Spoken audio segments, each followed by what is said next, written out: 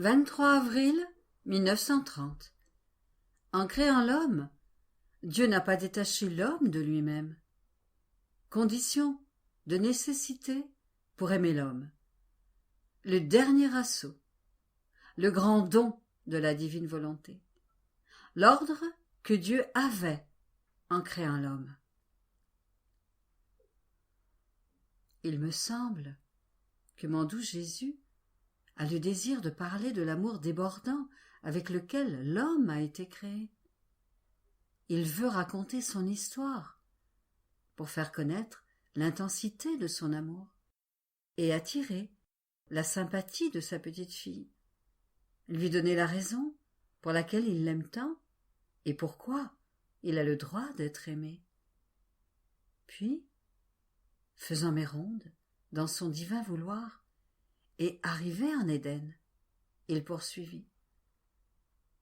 Fille de mon divin vouloir, je veux te faire connaître tous les détails de la création de l'homme, afin que tu comprennes l'excès de notre amour et le droit de notre fiat de régner sur lui. Tu dois savoir que dans la création de l'homme, notre être divin s'est trouvé dans la situation de nécessité de notre amour pour lui, parce que tout ce que nous lui avons donné n'est pas resté détaché de nous, mais a été transfusé en nous. Cela est si vrai qu'en soufflant en lui, nous avons infusé en lui la vie. Nous n'avons pas détaché notre souffle de celui que nous avons créé en lui, mais nous avons rendu son souffle identique au nôtre, de telle sorte que lorsque l'homme respira, nous avons senti son souffle dans le nôtre. Si la parole fut créée avec notre fiat, et avec notre fiat prononçant la parole sur les lèvres de l'homme, la parole n'est pas restée détachée. C'était un grand don fait à l'homme, de l'intérieur de notre divin vouloir. Si nous avons créé en lui l'amour, le mouvement et les pas, cet amour est resté lié à notre amour. Ce mouvement à nos mouvements, et ces pas avec la vertu communicative de nos pas dans ses pieds. Nous sentions l'homme en nous, et non à l'extérieur de nous. Non pas le Fils loin de nous, mais proche de nous, ou plutôt fusionné en nous. Comment pourrions-nous ne pas l'aimer s'il était nôtre, si sa vie était dans la continuation de nos actes? Ne pas l'aimer irait contre la nature de notre amour. Et puis, qui donc n'aime pas ce qui lui appartient et qui a été formé par lui? Par conséquent, notre être suprême s'est trouvé, et se trouve même encore maintenant dans la situation du besoin d'aimer l'homme, parce que l'homme est encore et toujours maintenant ce que nous avons créé. Nous sentons son souffle dans le nôtre. Sa parole est l'écho de notre fiat. Nous n'avons pas retiré tous nos biens. Nous sommes l'être immuable et ne sommes pas sujets au changement. Nous avons aimé et nous aimons. Cet amour est tel que nous nous mettons nous-mêmes dans la condition de nécessité de l'aimer. Telle est la raison de tous nos stratagèmes d'amour. Et pour ce dernier assaut par lequel nous voulons lui faire le grand don de notre fiat, afin qu'il le fasse régner dans son âme, parce que, sans notre vouloir, l'homme ressent les effets de la vie divine en lui, mais il n'en perçoit pas la cause, et par conséquent, il ne se soucie pas de nous aimer. Notre divine volonté lui fera ressentir ce qui lui donne la vie. Alors, même lui ressentira le besoin d'aimer celui qui est la cause première de tous ses actes, et qu'il aime tant. Je continuais alors ma ronde dans la création, et mon toujours aimable Jésus ajouta: Ma fille, regarde l'ordre qui règne dans tout l'univers. Il y a les cieux, les étoiles, les soleils, tout est ordonné. Plus encore, dans la création de l'homme, notre être divin a répandu l'ordre de nos divines qualités, dans les profondeurs de son âme, comme autant de soleil. Par conséquent, nous avons répandu le ciel d'amour en lui, le ciel de notre bonté, le ciel de notre sainteté, le ciel de notre beauté, et ainsi de suite, pour tout le reste. Et après avoir étendu l'ordre des cieux de nos divines qualités, notre fiat, dans la voûte de ces cieux, s'est constitué soleil de l'âme, qui, avec sa chaleur et sa lumière se réfléchissant en elle, doit grandir et conserver notre vie divine dans la créature. Et comme nos divines qualités désignent notre être suprême, ces cieux étendus dans l'homme indiquent qu'il est notre demeure. Qui pourra dire comment et avec quel amour nous avons créé l'homme? Oh, si l'homme savait qui il était et ce qu'il possédait, ô combien plus il s'estimerait, comme il serait attentif à ne pas entacher son âme, et comme il aimerait celui qui l'a créé avec tant d'amour et de grâce.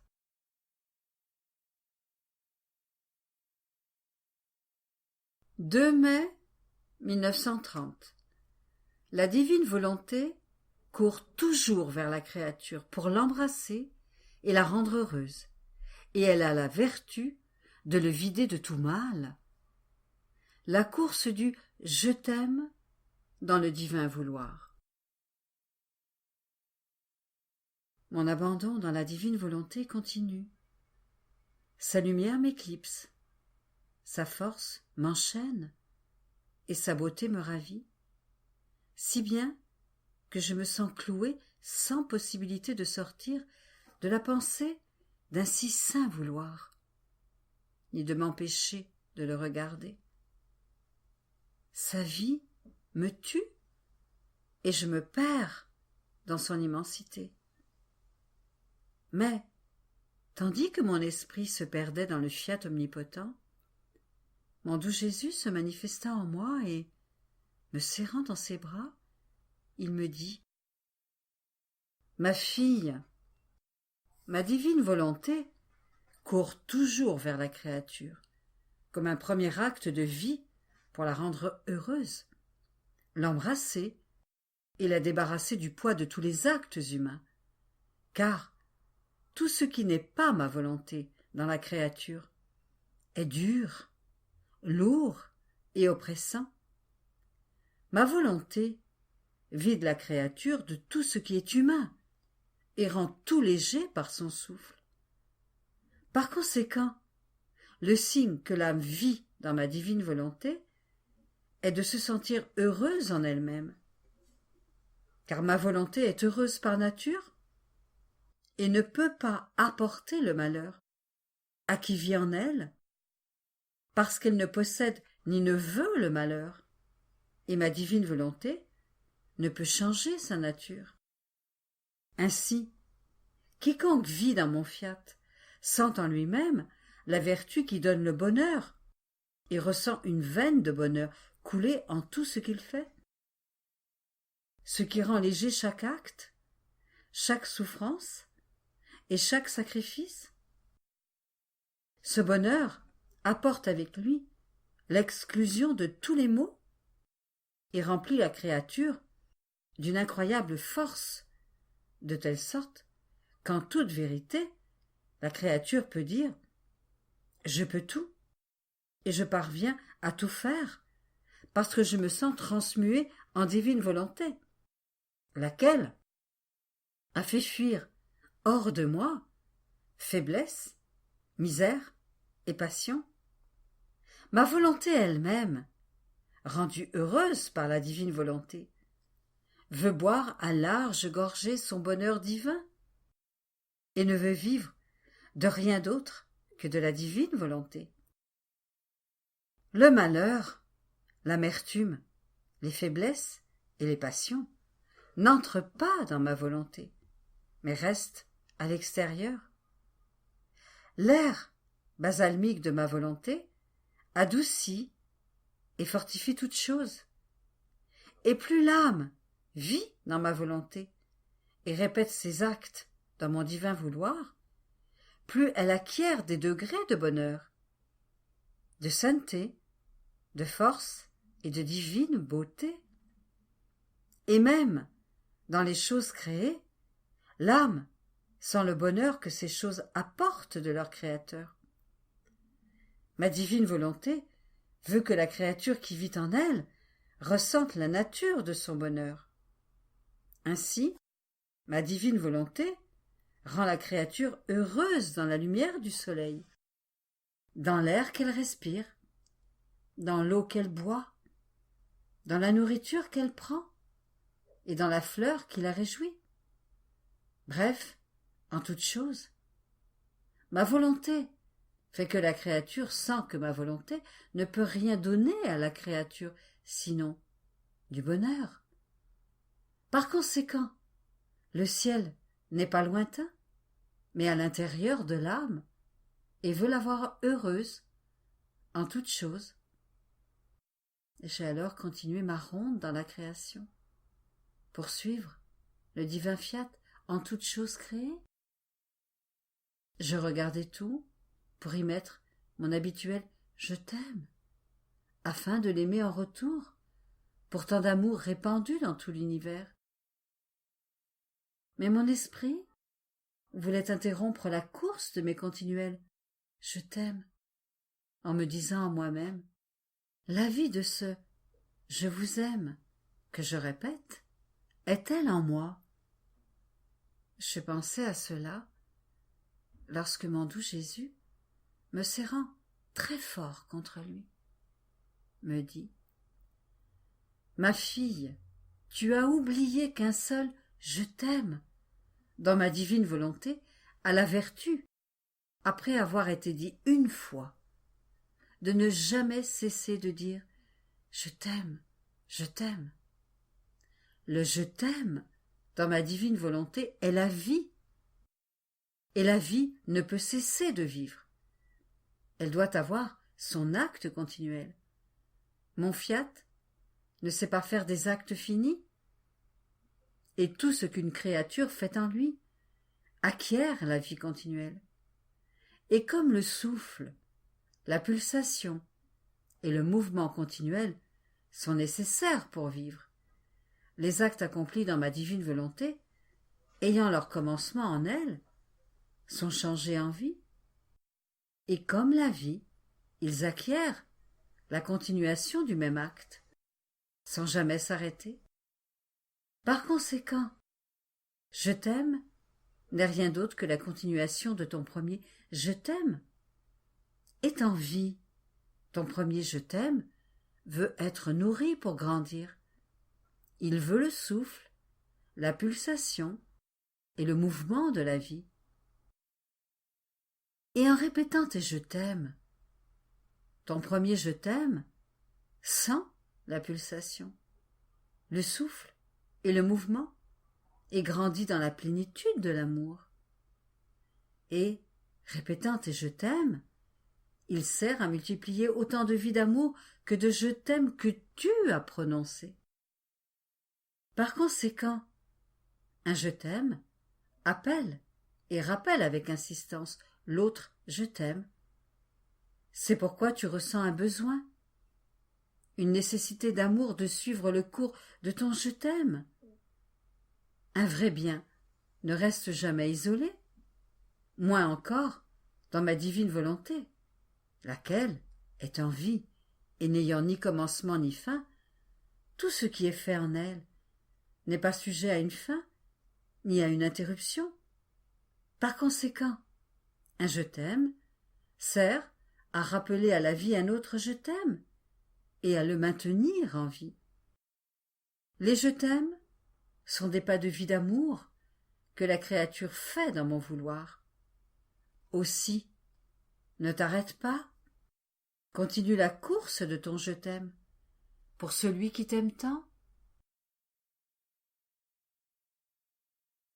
10 mai 1930. Toutes les choses créées sont heureuses parce qu'elles ont été créées par une divine volonté. Dieu a aimé l'homme d'un amour parfait et lui a fait don d'amour, de sainteté et de parfaite beauté. Ma petite âme continue sa course dans les œuvres créées par la divine volonté.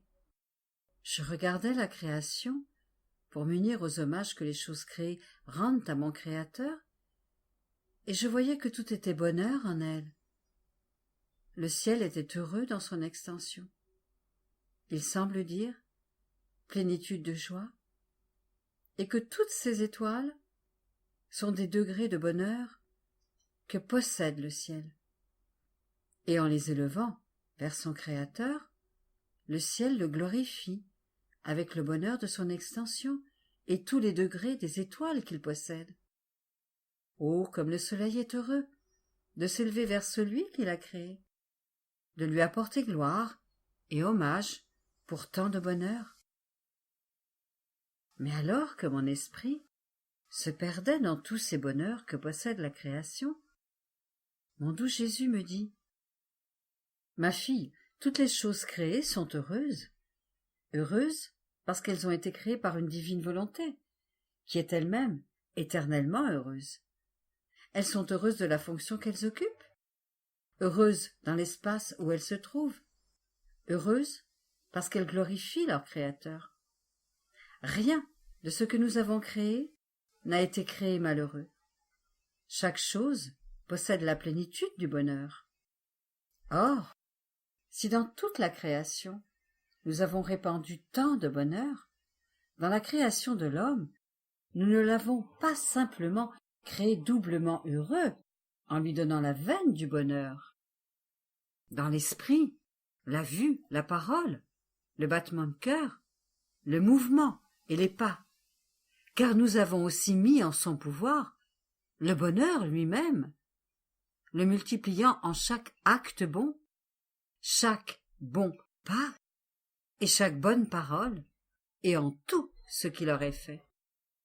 Il n'y avait pas de limite à son bonheur, comme pour les choses créées. L'homme avait reçu la vertu d'un bonheur toujours croissant, mais uniquement s'il se laissait dominer par ma divine volonté. Sans ma volonté, le bonheur ne peut pas régner. Oh, si les choses créées pouvaient sortir de notre fiat, elles perdraient à l'instant le bonheur et deviendraient les plus malheureuses des œuvres. C'est pourquoi, si tu veux être heureuse, laisse-toi dominer par mon divin vouloir, car lui seul a la vertu de procurer le bonheur à la créature et de changer les choses les plus amères en le plus doux des nectars. Ma fille, tu dois savoir que nous aimions la créature d'un amour parfait. Par conséquent, en la créant, nous avons mis en elle la perfection du bonheur, de l'amour, de la sainteté et de la beauté, afin que la créature puisse entrer en compétition avec nous et nous rendre, de façon complète, bonheur, amour et sainteté, pour que nous puissions trouver en elle nos délices, au point de pouvoir dire, comme elle est belle, l'œuvre que nous avons créée, et pour nous assurer que nos dons ne subissent aucun dommage dans la créature. Nous avons confié la créature à notre divine volonté, afin qu'elle soit la vie de la créature, pour veiller sur notre bonheur, notre amour, notre sainteté et notre beauté dans la créature, en les faisant toujours grandir. En rejetant notre divine volonté, tous les biens prennent fin, et il n'est pas de plus grand malheur que de ne pas se laisser dominer par ma divine volonté, car elle seule est la conservatrice et l'appel de nos biens dans la créature. 20 mai 1930.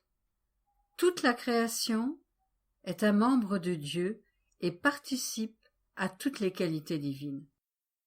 La divine volonté, rassembleuse de tous les actes qui lui appartiennent. Comme d'habitude, je suivais les actes de la divine volonté dans la création. Je comprenais que la création est à ce point unie à son Créateur qu'elle ressemble à un membre en union avec son corps, et qui, en vertu de cette union, ressent la chaleur, le mouvement et la vie. Et je pensais à cela lorsque mon toujours aimable Jésus me dit « Ma fille, chaque chose créée est pour moi un membre distinct, et m'est donc utile pour maintenir l'ordre et la vie de la création. Et à travers la création, je l'utilise pour manifester tantôt ma miséricorde, tantôt ma puissance, et tantôt ma justice.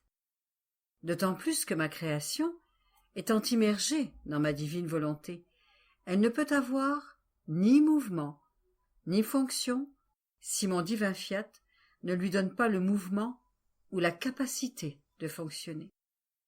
Or, tout comme la créature est un membre de Dieu, et tant qu'elle reste unie à Dieu, elle participe à toutes les qualités de Dieu, tout comme un membre attaché au corps participe à la circulation du sang, à la chaleur et au mouvement de ce corps.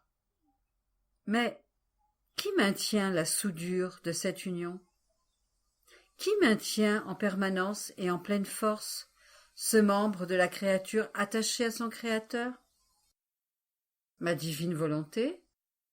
Ma divine volonté est le lien d'union, la communication de la chaleur et du mouvement qui rend sensible en chaque mouvement la vie du Créateur. Et plus que le sang, ma divine volonté met en mouvement dans ce membre la sainteté, la force, l'amour et la bonté, bref, toutes les qualités de son Créateur. Mais si ma volonté n'est pas là, la créature sera un membre détaché, qui ne peut pas être en communication avec le corps. La créature semble unie en apparence, mais elle sera comme un membre paralysé qui vit difficilement et sans mouvement. Et ce sera, pour la tête divine, une gêne et une souffrance que d'avoir un membre sans pouvoir lui communiquer le bien de sa vie. Après quoi, il ajouta, « Ma fille, ma divine volonté est rassembleuse de tout ce qui lui appartient. Jalouse de ses actes, ma divine volonté n'en laisse pas se perdre même un seul, car chacun de ses actes en contient une infinité, une éternité complète, qui ne finit jamais. Par conséquent, ce sont des actes qu'il ne faut pas perdre. Et lorsque mon fiat forme ces actes, l'amour et la jalousie de son acte sont si grands que mon fiat le garde en son sein de lumière comme une gloire et un triomphe de la puissance de ses œuvres. Or, lorsque l'âme vit dans ma divine volonté et enferme ses actes dans ma volonté, il devient un acte de divine volonté. Ensuite, d'elle-même, l'âme répète tous les actes que fait la divine volonté et donne à la divine volonté la gloire et la réciprocité des actes divins de la créature. Alors, oh, comme mon divin fiat se sent triomphant sur cette créature, lorsqu'il trouve en elle un acte pur de sa volonté. Et il se fait le rassembleur de tout ce que cette créature peut faire. Mon divin fiat n'en perd pas même un souffle, car il voit sa volonté opérante en toutes choses. Et cela suffit pour rendre les actes dignes de mon divin fiat. Et il aime tant la créature qu'il la garde entièrement dans son sein de lumière, pour lui donner la vie continuelle de son vouloir et recevoir d'elle sa réciprocité. Par conséquent, ma fille, sois attentive à recevoir la vie de la divine volonté afin de pouvoir dire « Tu me donnes la vie de la divine volonté et je te donne la vie de la divine volonté. » 2 juin 1930. La divine volonté est paix et sécurité, les doutes et les peurs. Jésus, auteur des lois. Nécessité des vérités de Jésus. Le manque de confiance en Dieu. Point faible de nos siècles. Je me sentais oppressée à cause des privations de mon doux Jésus. Ô Dieu, quelle souffrance! Elle est sans merci, sans soulagement, sans soutien. Si Jésus nous manque, tout manque. C'est pourquoi on ressent le manque de la vie de celui qui donne la vie. C'est une douleur qui transforme tout l'être humain en des voix qui appellent celui qui peut donner la vie. C'est une souffrance de lumière qui révèle avec plus de clarté qui est Jésus. Mais alors que je baignais dans la dure souffrance de sa privation, une autre douleur est venue s'ajouter, qui martelait ma pauvre intelligence. Il m'avait dit qu'il doutait de mes écrits, que j'avais écrit que Jésus m'avait enlacé, embrassé, et qu'il était venu presque chaque jour. Mon pauvre esprit n'a pas résisté, et j'ai dit des bêtises. Tu vois, mon amour, ce que c'est que de ne pas te faire voir et reconnaître. Si tu faisais cela, il serait pris au piège et incapable d'être sans toi, et il te prendrait toi-même au piège et tu serais incapable d'être sans eux. J'étais torturée par des doutes et des craintes qu'il n'est pas nécessaire de raconter. Dans sa compassion pour moi et toute bonté, mon doux Jésus me dit « Ma fille, calme-toi, calme-toi. Tu sais que je n'ai jamais toléré les doutes et les craintes en toi. Ce sont les vieilles guenilles de la volonté humaine. Là où règne mon divin fiat, il ne permet pas ces misères, car il est paix et sécurité par nature, et il rend telle l'âme qui se laisse dominer par sa lumière. Par conséquent, ce que je veux de toi, c'est que ton souffle, tes battements de cœur et tout ton être ne soient rien d'autre que ma volonté et mon amour.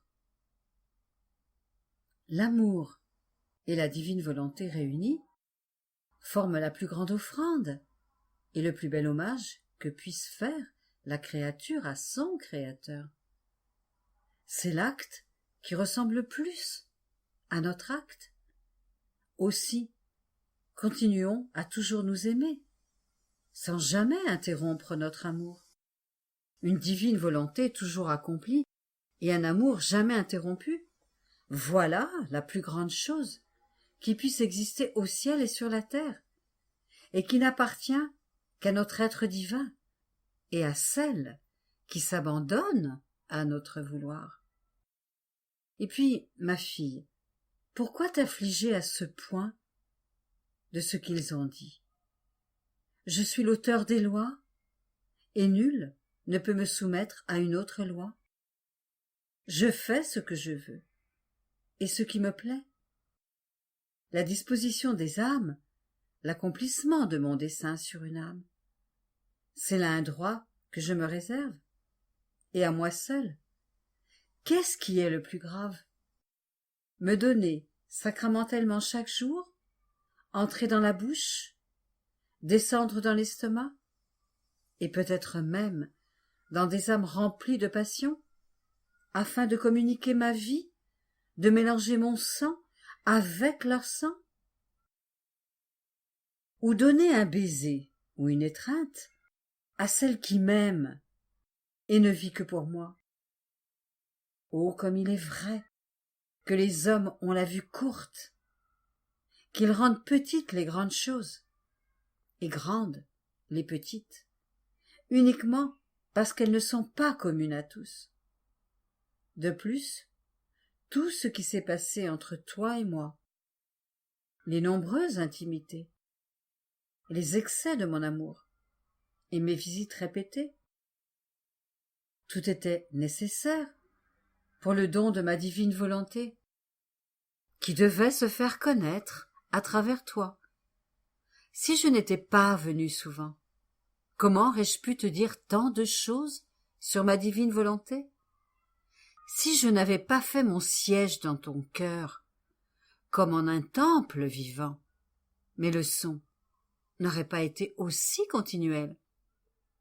Par conséquent, ils doivent comprendre que tout ce que j'ai fait à ton âme était nécessaire à ma divine volonté qui est digne de toutes choses. Tout était nécessaire pour faire entendre tant de condescendance amoureuse, pour leur faire comprendre combien j'aime la créature et à quel point je peux l'aimer, pour l'élever jusqu'à mon pur amour et à la pleine confiance qu'elle doit avoir envers celui qui l'aime tant.